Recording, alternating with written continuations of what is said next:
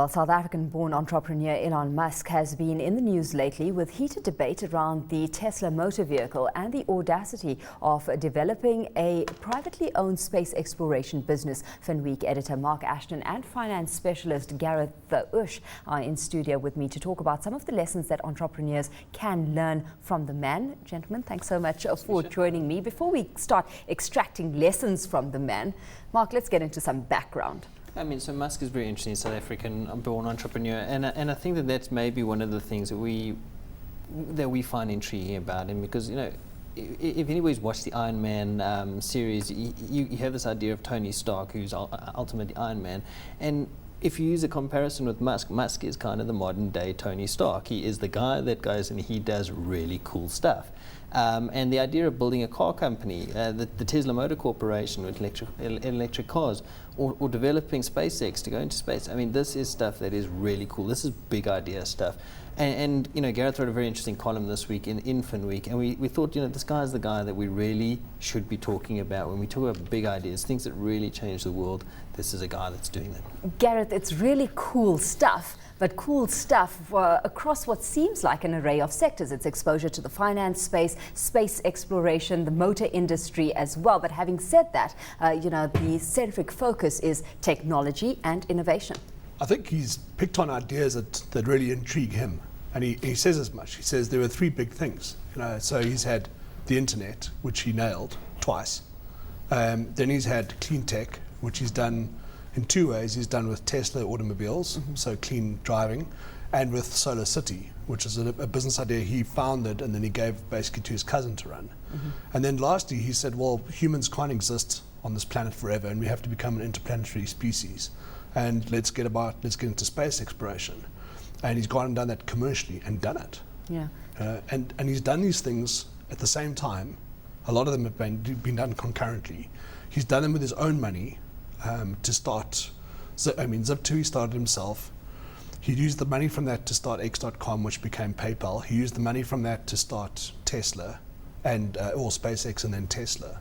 So he's really, really backed himself. It certainly seems impressive, but it's also risky business. Sure, and I think that his career probably highlights risky business at its best. I mean, he's gone from nothing to hugely successful, all the way back to the beginning again. And then even then, this whole debate around Tesla at the moment is, and SpaceX to a degree, is this could either work or it's going to bomb. And people cannot wait to have a go at Musk, because the whole Tesla, the car reviews about it, it didn't actually achieve what it was supposed to achieve. If you look at the car reviews, no, it didn't. But it became this big public spat because people built him up. He sits on a pedestal and they wait to have a go at him when it doesn't do exactly what he claims it can do.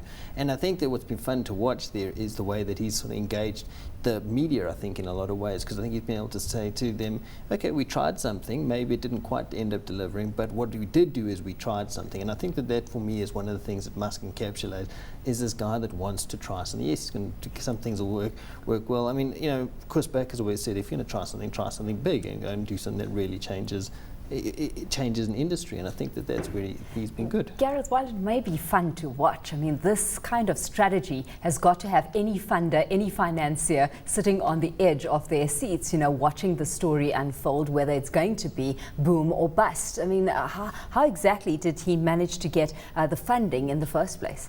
He's been really sharp, and one of the things he clearly understands is finance.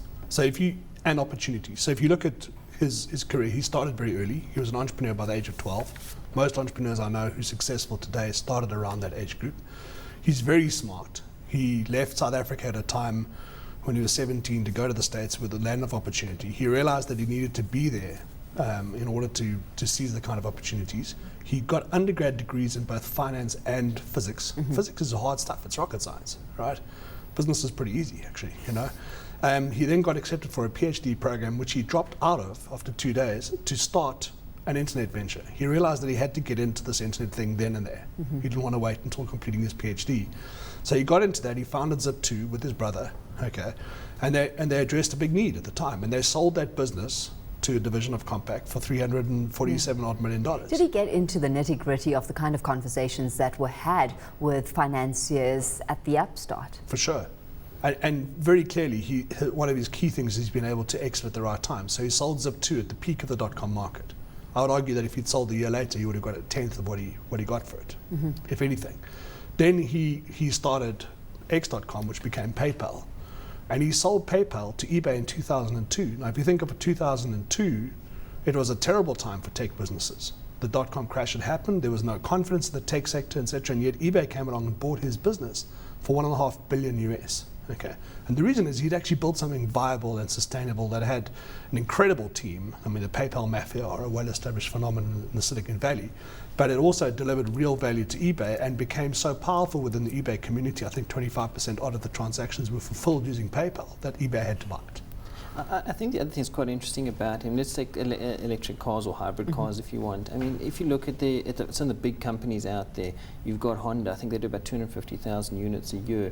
Toyota does about 650,000. I mean, these are big manufacturers. They've got scale, they've got all the benefits.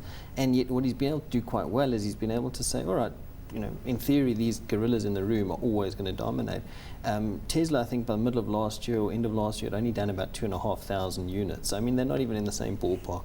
And yet he still managed to make the concept cool. And I keep using the word cool, but I think what he does very, very well is he does engage the media, and they make them believe that my story is hell of a interesting. Stick with me. Yes, I'm going to have some blowouts, but stick with me, because 2,500 versus 600,000 units, we shouldn't even be considered in the same sentence, and yet here he is doing it. Let's take a look at exactly how he's doing it, because he's using a finance scheme specifically to enhance his competitive advantage and build his muscle, so that he can compete against the kind of contenders that Marc's outlined. So he does a couple of clever things in finance. Firstly, he's been able to exit twice from tech businesses in the internet space, and he's built, call it $160 odd million out of that lot. Okay, so when he started SpaceX, he backed it with his own money. He took $100 million of his own cash and he stuck it in. Okay, now he does that based on a big need and a big thing, but he's very good about data.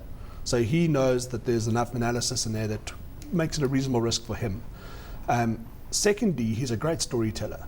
The kind of industries that he's targeting, this is boy, rocket, hero, space, cartoon stuff. This is when you're 3-4 years old and you start reading cartoons, or whatever the modern version is.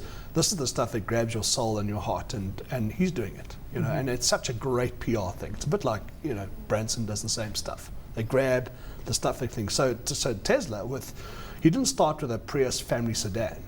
He started with a sports car, right?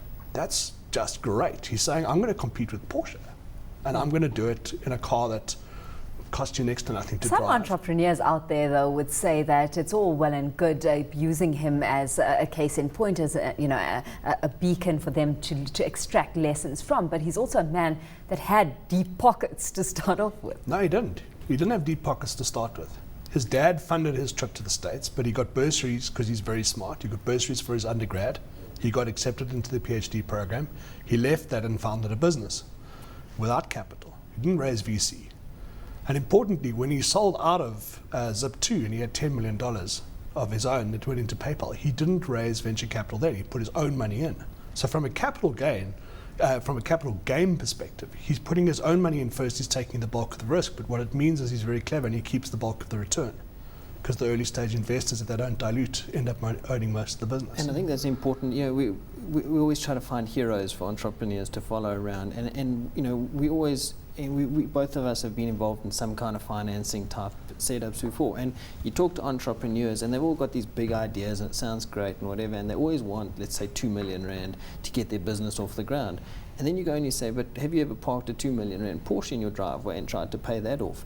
And what Musk is showing is that you don't actually have a viable business concept. Get out there, but don't just assume that the financing is going to come to you to try and lift your business off the ground. I think that it's one of his real strengths is that he's managed to use his own financing and then become a good storyteller and salesperson around his concepts. Mm-hmm. Yeah. Let's take a look at the second way he's managed to use finance effectively for his business, and it specifically relates to Tesla Motors, and you've highlighted it in your article this week. We're looking at Musk's ability to use finance as a tool to extend his competitive advantage. It's going further by announcing a financing scheme that it provides with the Tesla Model S. So run us through the core ideas there. All right, so the core idea is he's a tech marketing expert, right? So when you've got a new technology, even though electric cars have been around for a little while, they're still very leading edge. Now he's trying to make them mainstream. So he's trying to appeal to a buyer who has a competitive product in mind, and that competitive product is a Model S Mercedes-Benz, right? Now Mercedes are investors in Tesla, okay? So it's a friendly sort of thing. So what he's done is he said there's a lump of tax incentives and green carbon incentives offered in various states in the US, and if you buy a car from him, you get those back, right? So that drops the thing. Second, he's done a kind of leasing scheme where, although you buy, you're effectively leasing it from him, and he's shown through various tricks of numbers that you're going to be paying about $500 a month, which is way less than you'd be paying for the S class. Then at the end of the time, he's saying you basically have an option after 3 years to return the car back to Tesla. Okay, and if Tesla doesn't pay you for it, he will pay you for it. Okay, so he's personally underwriting this again, putting his own capital behind his mouth. Okay, and he's basically saying you'll return that car for the price of the retail of the trade-in price of a Model S. So saying ignore what the Tesla's worth at that stage. I'll guarantee you that if you bought a Model S now, an S class, we would put you the same money back to you. Now, what he's done is it's not a leasing scheme. He said it's an outright purchase, but you have this option, so it's a put option. It's a normal financial tool. But because it's an option, he gets around the leasing requirements, so it's more tax effective for the purchaser. In other words, he's made this thing very sexy. He's anchored the price and taken away risk. He's anchored it to a premium brand, and he's made it affordable. And that's key to this whole thing working as well. This entire model working is anchoring your brand with another brand that has a premium attached to it. So he's done two things there. He's done a great marketing stunt, right? And he's made it affordable. Now, if you think about his other ventures, he's also made it affordable, right? So if you go, all right, if you want to buy solar power, certainly in this country is very expensive still compared to the normal electricity. In the US, Solar City makes it affordable. They guarantee to sell you electricity using the solar installation in your roof for less than you're paying now. If you want to resupply the International Space Station, he'll do it for you cheaper than you can yourself. Yeah. His client there happens to be NASA. Yeah, and to give you an example, on SpaceX, they've already taken space bookings up until 2017 to the value of $3 billion. Have you made your booking? I haven't made my booking yet. I'm bad enough when it comes to flying, let alone going to space. But I mean, the point is he's managed to convince people of something that doesn't even exist yet. Well, yes, it exists, but it's not something that's commercially viable yet. And he's managed to get 3 billion commitments till 2017. I mean, and that's a smart way of, not everyone's going to be able to sell trips to space, but there's a lot of benefit to going and selling go and sell your service, go and get those customers up front, and it gives you an opportunity to finance your business going forward. Gareth, at the end of this article, you asked the question, how can you structure your offering to customers to offer the best financial incentives? I mean, is this a kind of model that's being used enough in South Africa? I would argue that most entrepreneurs don't properly understand finance, and I'd argue that very few entrepreneurs use finance as a tool to make their product as affordable in the way that Musk has done. So if you think of the solar power, of electric cars, and of space exploration, every single one of those, yes, he's raised money, yes, he's backed himself, but he's made it very affordable for the end user. And that's one of the key things he does. I don't think we look hard enough at what we can do in our own businesses around that.